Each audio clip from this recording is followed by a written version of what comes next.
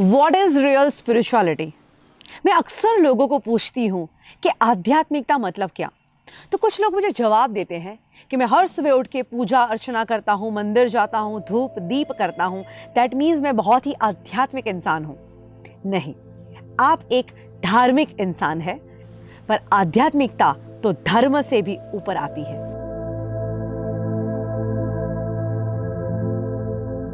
मुझे लगता है कि रियल स्पिरिचुअलिटी या सच्ची आध्यात्मिकता उसे कहते हैं जब आपके अंदर आपकी वजह से किसी और का भला हो की भावना जन्म लेती है। अगर आपकी वजह से किसी का अच्छा होता है तो सही में आप एक आध्यात्मिक इंसान बन सकते हैं। मदर टेरेसा एक आध्यात्मिक लेडी थी जिन्होंने अपने बारे में नहीं, औरों के बारे में सोचा। एंड ये भावना तो कुदरत ने हर इंसान के अंदर दी है, बस उसे जगाने की जरूरत है। कहते हैं जब आप दूसरों की मदद करते हैं तो ऊपर वाला तुम्हारी मदद करता है। एंड जब आप दूसरों की मदद करते हैं ना, वो आपको रिवॉर्ड करता है। किस चीज से? बेहद खुशी से, बेहद सुकून से। आप याद करिएगा, आपने जीवन में कभी भी निस्वार्थ भावना से किसी की मदद की होगी तो डेफिनेटली दिल को बहुत ही सुकून मिलता है। इसलिए मैं कहती हूँ हमेशा औरों की मदद करना शुरू कर दीजिए, एंड ऑफ कोर्स निस्वार्थ भावना के साथ। कई बार मैं जब मदद करने की बात कहती हूँ तो कई लोगों को ये लगता है कि जब मैं किसी की मदद करता हूँ मतलब मेरे पास से कुछ जाता है। बट रियल डेफिनेशन आप किसी को मदद करने की या हेल्प करने की समझेंगे तो मदद करने से कभी किसी का कुछ नहीं जाता। अरे वही चीज मल्टीप्लाई होकर जीवन में वापस आता है। इसी को समझाने के लिए मैं आपको एक स्टोरी सुनाती हूँ। अमेरिका में एक लेडी थी जिसके पास कोई ज्यादा पैसे नहीं थे, हस्बैंड की डेथ हो गई थी, पेंशन के पैसों से जीवन बिता रही थी। तब एक घटना घटी। उसके घर के बाहर एक लड़का आया, दरवाजा खटखटाया। वो देखती है, वो 14-15 साल का एक लड़का जो सेल्समैन था और अपनी प्रोडक्ट्स बेचने के लिए आया था। ये लेडी के पास उतने पैसे नहीं थे तो उसने कह दिया कि देख बेटा, मेरे पास इतने पैसे नहीं हैं, मैं तुझे गलत उम्मीद नहीं दूंगी, मैं तेरी चीज़ वस्तुएं खरीद नहीं पाऊंगी, पर 2 मिनट तू मेरे घर में आ। वो घर में बिठाती है और किचन में जाती है और दूध का एक गिलास लेके आती है और कहती है कि बेटा, मुझे लगता है कि तू बहुत भूखा है, बहुत प्यासा है, मैं तेरी और कोई मदद नहीं कर सकती, बट एक ये दूध का गिलास तुझे दे सकती हूँ जिससे तेरी भूख और प्यास दोनों मिट जाएगी। बच्चा दूध का गिलास पीता है, थैंक यू कह के चला जाता है। इस घटना को और 15 साल बीतते हैं। अब तो ये लेडी बहुत बुजुर्ग हो चुकी है और एक दिन उनको हार्ट अटैक आता है। आस पड़ोस वाले उनको हॉस्पिटल में भर्ती करते हैं और जब उनके ऊपर सर्जरी होती है, बाद में वो ठीक होकर अपनी आंखें खोलती है, तब उनको पता चलता है कि उनके ऊपर तो ऑलरेडी एक बहुत बड़ी सर्जरी हो चुकी है और जिसका लाखों का बिल बन चुका है। इस लेडी के पैरों तले से जमीन निकल जाती है।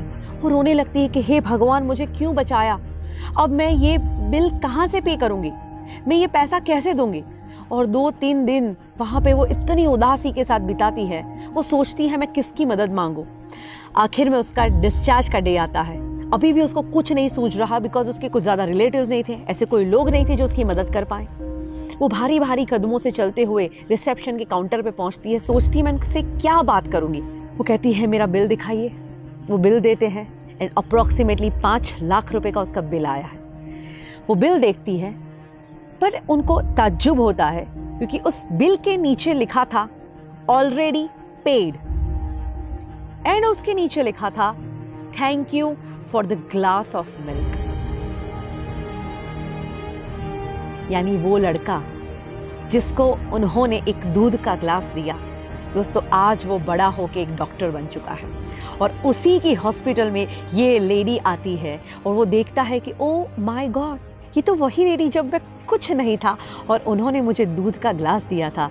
आज ये ऋण चुकाने का मौका मिला है, क्यों ना मैं अपना ऋण चुकाऊं, क्यों ना इनका बिल मैं ही भर दूं। इसीलिए तो कहते हैं कि जब आप अच्छे काम करते हैं, दुनिया गोल है, जो अच्छे काम भेजे हैं सब लौट के वापस आते ही हैं। बट अच्छी बात क्या है, ये कुदरत इतनी मेहरबान है हम पे कि जब हम कुछ छोड़ते हैं उससे कई गुना बढ़ के ये लाइफ में वापस आती है। हम हमेशा पूरी जिंदगी लगे रहते हैं दुनिया को इम्प्रेस करने में, बट अगर सही में इम्प्रेस करना है ना तो उस ऊपर वाले को कीजिए।